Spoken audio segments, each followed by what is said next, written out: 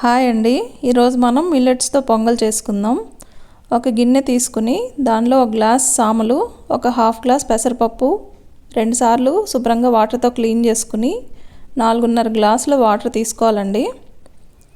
Water పోసుకుని దానిలో తగినంత సాల్ట్ వేసుకోవాలి. 3 విజిల్స్ వచ్చే వరకు ఉడికించుకోవాలండి కుక్కర్లో. తర్వాత కొంచెం కలుపుకోవాలి. ఒక బాండీ తీసుకొని 3 స్పూన్లు నెయ్యి వేసుకోవాలి.